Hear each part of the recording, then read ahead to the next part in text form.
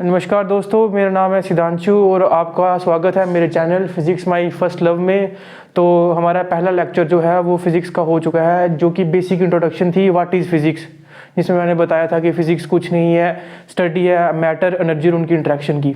ठीक है, तो आज हम बात करेंगे कि यूनिवर्स के फॉर्मेशन के बारे में, that is big bang theory. कि बिग बैंग थ्योरी क्या थी, और ये बिग बैंग थ्योरी ही है जहाँ से हमें जिसके आगे का पता है। इसके पहले क्या था क्या नहीं था उसका हमें कोई आइडिया नहीं है। इसके बाद का जो भी है उसके बारे में स्टडीज़ करके थ्योरीज जो है वो निकली हुई हैं। अब हम उस पर बात करेंगे। तो सबसे पहले मैं आपको बताऊंगा कि जो मैटर, स्पेस, टाइम, एनर्जी, इनकी जो बात है ये जो है कम से कम 14 बिलियन ईयर्स पहले हुई थी, और इनकी जब बात स्टार्ट हुई थी उसी को हम बोलते हैं बिग बैंग थ्योरी। और जो स्टोरी है इन फंडामेंटल फीचर्स की, यही मास, स्पेस, टाइम, एनर्जी, इसी को बोलते हैं हम फिजिक्स, और कुछ नहीं है। ठीक है, तो 13.7 बिलियन ईयर एगो ऐसा माना जाता है कि एक एक्सप्लोजन हुआ था। एक्सप्लोजन किसका हुआ था? एक बड़े ही छोटे से एटम का, जो कि बड़ा ज़्यादा कंसंट्रेटेड था, हाईली कंसंट्रेटेड। उसका टेम्परेचर बहुत बहुत बहुत हाई था, और वॉल्यूम जो है वो इनफाइनाइटली स्मॉल थी, बहुत स्मॉल वॉल्यूम थी उसकी। तो उस एक्सप्लोजन से क्या हुआ था, एक धमाका टाइप हुआ था, जो कि कहा जाता है कि धमाका हुआ था, जिसमें से एक्सप्लोजन के बाद क्या हुआ था, मैटर और एंटी मैटर जो है वो रिलीज हुआ था। मैटर जैसे कि आपको पता है कोई भी चीज़ स्पेस, जिसकी जो स्पेस ऑक्युपाई करे, वॉल्यूम हो, छोटे लेवल पे हम बोलें तो सब एटॉमिक पार्टिकल की बनी हुई चीज़ें, इलेक्ट्रॉन, प्रोटॉन, इस तरह से। और एंटी मैटर क्या हो गया, जिसमें क्या होता है, मैग्नीट्यूड्स जो होते हैं पार्टिकल्स के, जो सब एटॉमिक पार्टिकल्स की चीज़ें बनी होती हैं वो सेम होते हैं, बट चार्जेस की वही मैग्नेटिक मूवमेंट आ गई, इलेक्ट्रिक चार्ज की जो डायरेक्शंस होती हैं वो अपोजिट होती है, स्पिन जो होता है वो अपोजिट होता है। तो बहुत ज़्यादा मैटर और एंटी मैटर जो रिलीज हुआ, तो ये जैसे ही रिलीज हुआ क्या कि ये क्या होना, कोलैप्स होने लगा। मैटर है, एंटी मैटर है, आपको पता है प्लस माइनस, तो वो क्या होने लगा, कोलैप्स होने लगा, कोलैप्स होने लगा, कोलैप्स होने लगा। बट 3 सेकंड के अंदर अंदर जो टेम्परेचर है वो 1 बिलियन डिग्री सेल्सियस से डिक्रीज हुआ। जैसे ही ये टेम्परेचर डिक्रीज हुआ तो क्या हुआ, जो थोड़ा बहुत मैटर सरवाइव किया इसमें, मैटर एंटी मैटर, वो क्या करने लगा, कंबाइन करने लगा। और उसने कंबाइन करके क्या क्या बनाया, हाइड्रोजन और हीलियम के न्यूक्लियॉन्स। ये बनी कहाँ से बनी, ये पहले एक्सप्लोजन हुई हाईली कंसंट्रेटेड एटम की, जिसमें बड़ा ज़्यादा टेम्परेचर था और वॉल्यूम जो थी वो इनफाइनाइटली स्मॉल थी। और उससे क्या हुआ, उसके बाद टेम्परेचर क्या हुआ, वो 1 बिलियन डिग्री सेल्सियस से डिक्रीज हुआ, वो भी 3 मिनट के अंदर अंदर। तो उससे क्या हुआ, हाइड्रोजन और हीलियम के जो है न्यूक्लियॉन्स जो हैं वो बनना शुरू हुए। तो वो बनते गए तो उसके बाद क्या हुआ, अराउंड 300 साल के बाद ये जो हाइड्रोजन और हीलियम के न्यूक्लियॉन्स बन के क्लाउड्स बना रहे थे।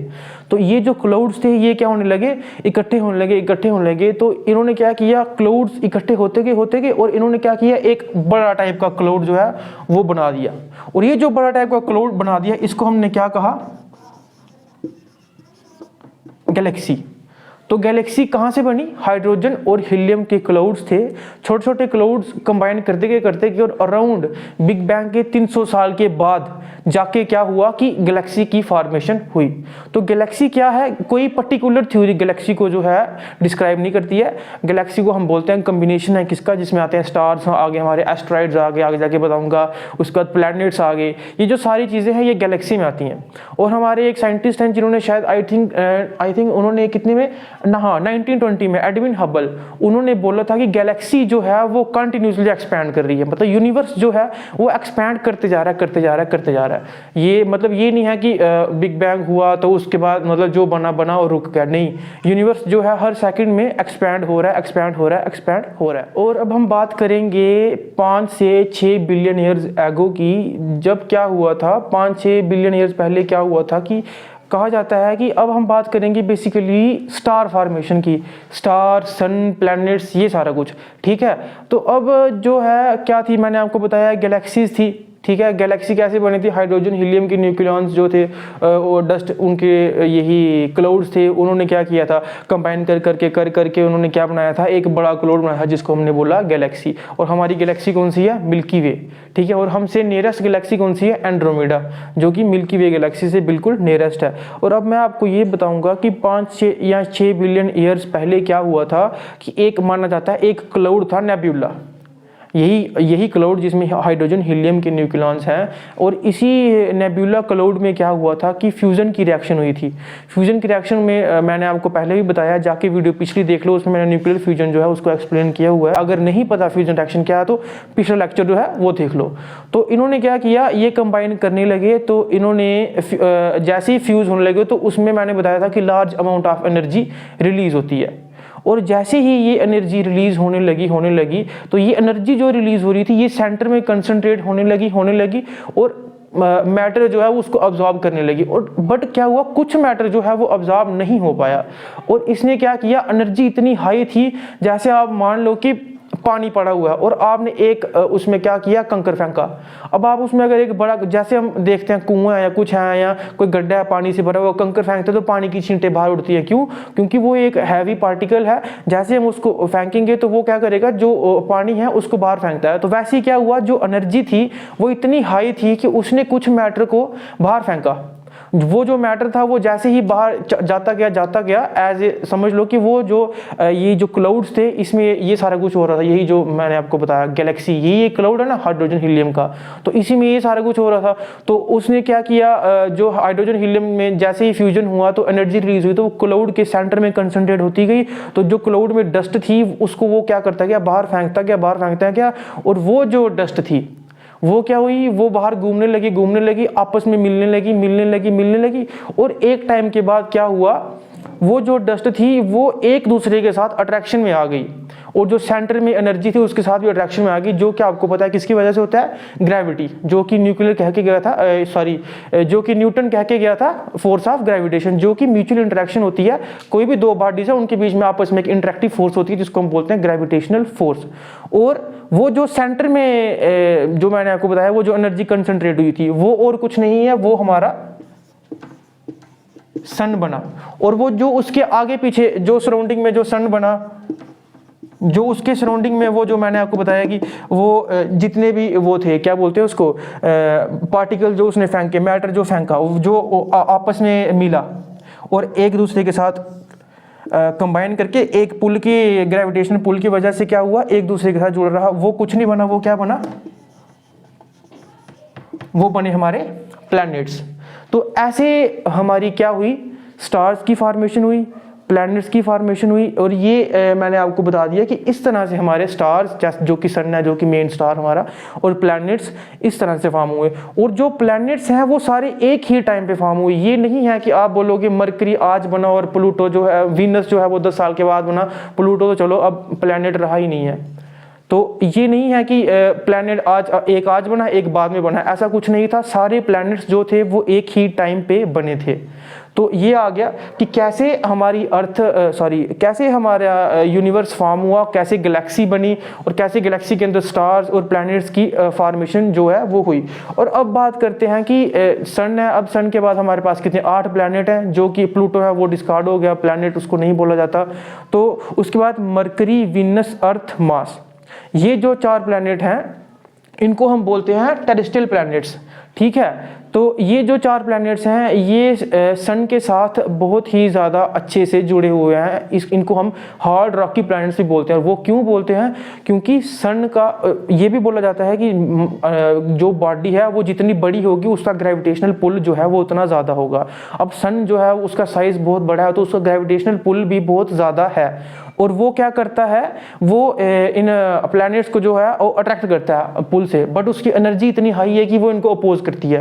तो उसकी वजह से क्या है, जो पहले के प्लैनेट है मरकरी, वीनस, अर्थ, मार्स, वो क्या हो रहे हैं, उसके साथ टाइट से बाउंड हो गए हैं, और वो टाइट बाउंड होने की वजह से उसकी जो डेंसिटी है वो काफ़ी हाई हो गई है, इसलिए हम उनको बोलते हैं हार्ड रॉकी प्लैनेट्स। और उसके बाद क्या आता है, उसके बाद क्या आता है, ये समझ लो आपका लास्ट प्लैनेट है मरकरी, वीनस, अर्थ, मार्स। उसके बाद यहाँ पे आती है एक एस्टेरॉयड बेल्ट। एस्टेरॉयड बेल्ट कुछ नहीं है, छोटे छोटे डस्ट पार्टिकल्स की एक बेल्ट टाइप है। और अब इसको ये जो डस्ट है ये मतलब कि जुड़ के एक बड़ा साइज प्लैनेट के मुकाबले का साइज नहीं बना पाए, इसलिए हमने इसको नाम दे दिया है एस्टेरॉयड बेल्ट। मतलब कि ये प्लैनेट के कंपैरेटिवली साइज इनका नहीं है, और ये डस्ट जो है उसके कंपैरिजन में नहीं है। और उसके आगे जो प्लैनेट आते हैं, उसके बाद मरकरी, विनस, अर्थ, मार्स के बाद जो भी प्लैनेट आता है, Uranus, Saturn, Neptune, Pluto. Pluto तो चलो डिस्कार्डेड है। तो जो भी प्लैनेट आते हैं उनको बोलते हैं जोवियन प्लैनेट, और इनको हम ये भी बोलते हैं गैशियस प्लैनेट। और गैशियस क्यों बोलते हैं, क्योंकि सन का इफेक्ट इन पे इतना ज़्यादा नहीं पड़ता, क्योंकि ये थोड़े डिस्टेंस पे आ जाते हैं, और सन की जो अट्रैक्शन है इनको खींचने की, और वो एनर्जी जो कि पहले 4 प्लैनेट को बहुत अच्छे से खींच रही है और टाइटली बाउंड कर रही है, और वो यहाँ पे नहीं होता है, वैसी ना ही सन की एनर्जी अपोजिशन देती है, इसलिए ये प्लैनेट को हम बोलते हैं गैशियस प्लैनेट।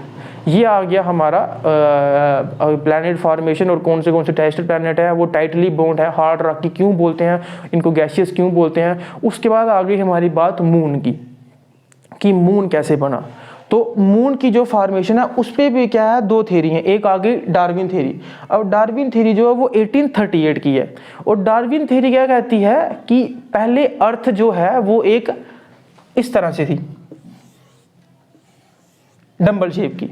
अर्थ को वो मानते हैं कि अर्थ जो है वो डंबल शेप की है, और कुछ टाइम के बाद क्या हुआ, इसका एक पार्ट जो है, जैसे कि ये पार्ट है, ये टूट गया और ये से थोड़ी दूर चला गया, और ये दूर चला गया और ग्रेविटेशनल पुल की वजह से बहुत दूर जा नहीं पाया और उसके आगे पीछे ही रहा।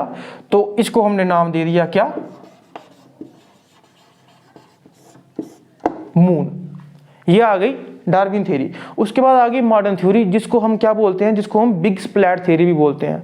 और इसके अकॉर्डिंग क्या था कि जो हमारी 4.4 बिलियन ईयर्स एगो एक बड़ा पार्टिकल जो कि कंपैरेटिवली मास के साइज के बराबर का था, वो आके अर्थ से टकराया, और उसने क्या किया, जैसे अर्थ थी तो उसने क्या किया, वो आके बड़ा पार्टिकल जो है वो आया, वो अर्थ से टकराया, उसने क्या किया, अर्थ का कुछ हिस्सा जो है उसको अलग कर दिया।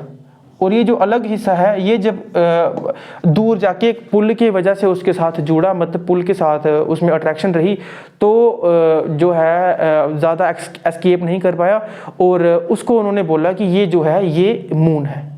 तो ये आ गया as a whole how universe formed, how galaxies formed, stars, planet, कौन से प्लैनेट को क्या क्या कहते हैं, और हमारा मून जो है वो कैसे बना। तो ये सारा आ गया कि कैसे कैसे सारा कुछ हुआ था। जैसे कि सबसे पहले क्या हुआ था, एक्सप्लोड हुआ था। एक्सप्लोड किस में हुआ था, कंसंट्रेटेड एटम में, इनफाइनाइट स्मॉल वॉल्यूम और हाईली हाई टेम्परेचर, और उसमें एक्सप्लोड होने से मैटर एंटी मैटर निकला, जो कि अराउंड 3 सेकंड के अंदर अंदर कुछ जो है वो डिस्ट्रॉय हो गया, बट कुछ जो है वो सर्वाइव कर गया। टेम्परेचर डिक्रीज हुआ 1 बिलियन डिग्री सेल्सियस से, और उससे क्या हुआ, टेम्परेचर जैसे ही डिक्रीज हुआ तो उसने क्या किया, मैटर और एंटी मैटर ने जो कंबाइन करना शुरू किया, और हाइड्रोजन हीलियम के न्यूक्लियॉन्स बने, जिन्होंने क्लाउड्स बनाए, और उन क्लाउड्स ने फिर क्या किया, गैलेक्सीज बनाई, और गैलेक्सीज में आगे क्या हुआ, रिएक्शंस हुई, फ्यूजन रिएक्शन हुई, एनर्जी कंसंट्रेट हुई, कुछ उसने बाहर भेजा, स्प्रेड किया, जो स्प्रेड किया वो ग्रेविटेशनल फोर्स की वजह से अट्रैक्ट में रहा, और वो प्लैनेट की फैमिली और जो सेंटर में थी वो बना सन हमारा। और उसके बाद ही ये जो आगे पीछे के जो उसमें रहे, जो बाहर रहे और जो कोलाइड होके अट्रैक्ट हुए और ग्रेविटेशनल पुल में रहे, वो हमारे प्लैनेट्स बने। और उसके बाद फिर आगे टेरेस्ट्रियल प्लैनेट्स जो कि सन के साथ टाइटली बाउंड होते हैं और इसलिए हाईली डेंस होते हैं। उसके बाद आगे एस्टेरॉयड बेल्ट जो कि प्लैनेट के साइज का जो है शेप नहीं बना पाई, फॉर्म नहीं बना पाई, और डस्ट पार्टिकल की एज ए फॉर्म में रही। और उसके बाद आते हैं हमारे जोवियन प्लैनेट्स या गैशियस प्लैनेट्स, जो कि सन के साथ इतनी अट्रैक्शन में नहीं थे कि उनको वो टाइटली बाउंड कर पाया अपनी पुल और एनर्जी की वजह से। और उसके बाद आ गई हमारी मून की थ्योरी, डार्विन थ्योरी, जो कि डंबल शेप वाली थ्योरी है। और उसके बाद आ गई बिग स्प्लैट थ्योरी, जो कि कहती है कि एक पार्टिकल अर्थ से टकराया और उसने क्या किया, एक हिस्सा जो है छोटा सा उसको उसने डिस्ट्रॉय किया और उसी ने मून की फॉर्म ली। तो हमारा आज का लेक्चर यहीं तक ही था, और इसमें मैंने आपको बताया कि कैसे हम पढ़ सकते हैं या समझ सकते हैं यूनिवर्स की फॉर्मेशन बिग बैंग थ्योरी से। उससे पहले क्या था क्या नहीं था इसके बारे में किसी को पता नहीं है। यही एक पॉइंट था जहाँ से टाइम की शुरुआत हुई थी। तो आई होप कि आपको ये लेक्चर पसंद आया होगा, और अगर आपने ये वीडियो जो है वो देख ली है तो इसको ज़्यादा से ज़्यादा शेयर करो और अपने सारे दोस्तों तक पहुंचाओ, और आगे आने वाले लेक्चर्स के लिए मेरे चैनल को सब्सक्राइब कर लो, physics my first love. Thank you. जय माता दी।